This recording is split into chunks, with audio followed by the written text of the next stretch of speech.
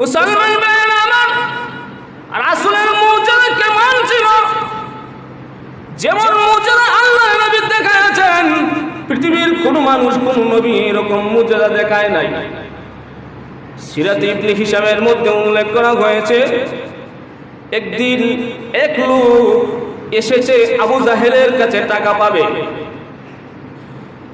আরবের যত নেতা নেত্রী আছে বড় বড় লিডারদের কাছে গিয়ে ডাক দিয়ে বলেন, ও লিডাররা, আপনাদের নেতা আবু জাহেলের কাছে আমি টাকা পাই, আবু জাহেলের কাছ থেকে টাকাটা উদ্ধার করে দাও। নেতারা ডাক দিয়ে কয়, আবু জাহেল তো বড় লিডার, বড় লিডারে যখন টাকা আত্মসাৎ করছে, ই টাকা কারো লওয়ার মতো ক্ষমতা নাই। আমাদের সমাজে কিছু বড় বড় লিডার আছে, লিডাররা যদি কোনো মানুষের কোনো জিনিস, কোনো মানুষের কোনো সম্পদ, কোনো মানুষের কোনো জায়গা, কোনো মানুষের কোনো টাকা আত্মসাৎ করে, যে লওয়ার মতো ক্ষমতা নাই। কারণ দুনিয়াতে তো আমাদের দেশে তার হক বিচার নাই, বুঝেন না? জোর যার মূল্য তার, জোর যার কিন্তু চেঁচা খেসবো কইব গেলে, জোর যার মূল্য যার হিসেবে কইব আর ফেরেশতা চেঁচা দিব, তোর না জোর আছিস, এক জোরটা দেখা। তখন ওই লিডাররা ডাক দিয়ে বলেন ওই লোককে, তো আমরা তো তার কাছ থেকে টাকা আদায় করতে পারবো না। ওই সময় দেখে রাসূল সাল্লাল্লাহু আলাইহি ওয়াসাল্লাম এই রাস্তা দিয়ে যায়। তারা ডাক দিয়ে বলেন, ওই যে এক লোক দেখা যায়, উনি খুবই ভদ্র, উনার সাথে আবু জাহেলের সম্পর্ক খুব ভালো। রাসূলের সাথে আবু জাহেলের সম্পর্ক খুব ভালো ছিল, কথা বলেন না কেন?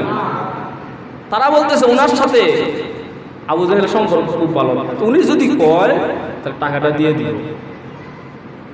এটা কি টাকাটা দিয়ে দিব না মাইল লাগাই বলে গেছে?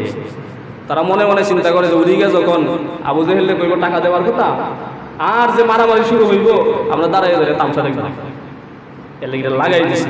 উনি তো বিন্দেশি মানুষ, উনি তো জানে না কার সাথে কি সম্পর্ক। উনি ডাকতে বলেন, আপনাকে দেখতে দেখা যায় ভদ্র শরীফ, মুহাম্মদ, আবু জাহেলের কাছে আমি টাকা পাই, আপনি যদি একটু উদ্ধার করে দিতেন।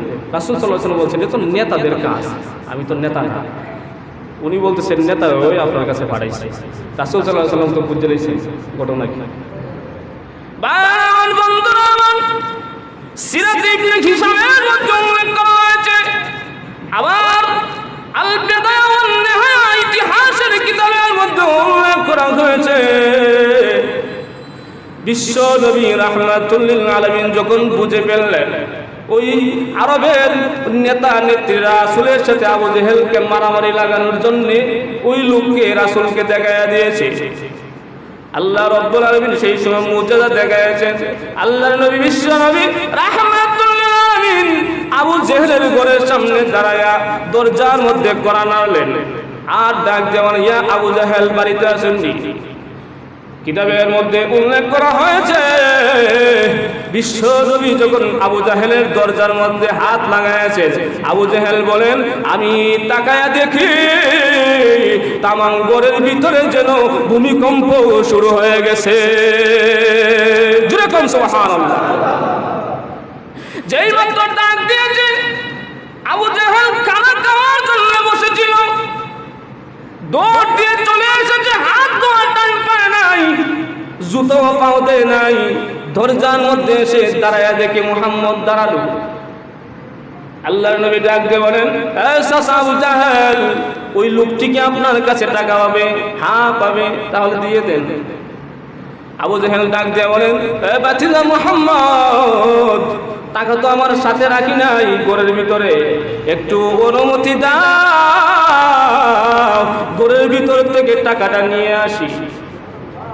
অনুমতি নিয়ে ঘরের ভিতরে গিয়েছে, টাকাটা এনে ওই ব্যক্তির টাকা পরিশোধ করে দিয়ে দিয়েছে।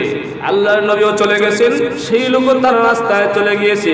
দূরে যে দাঁড়ায় রয়েছিল চাটুকাররা, নেতারা মনে আসেনি?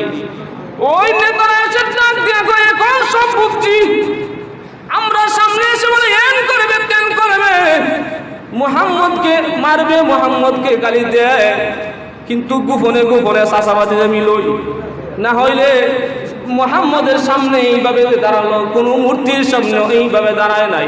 আজকের নেতাগিরি শেষ করবো, মানি দি কেন নেতা, না মানলে কেন নেতা? নেতারা তোমাকে মানি বলেই নেতা, যদি না মানি তাহলে তুমি খেতা। তোমার নেতাগিরি শেষ। আমাদের সামনে এসে বড় বড় কথা বলো, মুহাম্মদের সামনে যেইভাবে দাঁড়ায়ছো তুমি কোন মূর্তির সামনেও এইভাবে দাঁড়াও নাই। আবু জাহিল কথা কম কম, আগে আসল ঘটনা জানি না। আসল ঘটনা কি, মুহাম্মদ যখন আমার দরজার মধ্যে কোরআন এনেছে, মুহাম্মদ যে বারবার বলে ভূমিকম্প আসবে, কিয়ামত শুরু হয়ে যাবে। যেই সময় মুহাম্মদ আমার দরজার মধ্যে কোরআন এনেছে, আমি তাকায় দেখি আমার ঘরের মধ্যে ভূমিকম্প শুরু হয়ে গেছে। আমি মনে করেছিলাম যে কিয়ামতের কথা মুহাম্মদ বলেছে, মনে হয় এই কিয়ামত শুরু হয়ে গেছে। যেই সময় আমার নাম ধরে ডাক দিয়েছে, আমি তখন মনে করেছি মুহাম্মদ যে ইসরাফিলের কথা বলে, সিংহার কথা বলে, মনে হয় ওই সিংহার মধ্যে ফুৎকার দেওয়া শুরু হয়েছে। দৌড়াইয়া হাত না ধুইয়া জুতা পাও না দিয়া যখন দরজার মধ্যে এসেছি, অমনি তাকায় দেখি মুহাম্মদের দুইটা কাঁধের মধ্যে দুইটা বিশাল বড় সাপ হাঁ করে দাঁড়ায় আছে। একটা টুট খোলা আমার পায়ের নিচে, আর একটা টুট খোলা আমার মাথার উপরে। হাঁ করে ওই সাপ ডাক দিয়া বলে, আবু জাহিল্লা টাকা দিবি না পেটের ভিতরে? টাকা যদি আমি না দিতাম তো সাপের পেটের ভিতরে যেতাম। তোমরাই কো আমি টাকা দিয়ে বালা করছি না অন্ত করছি, না আপনি বালা করছি। এই মুজেজা কেটে গেছে আল্লাহ।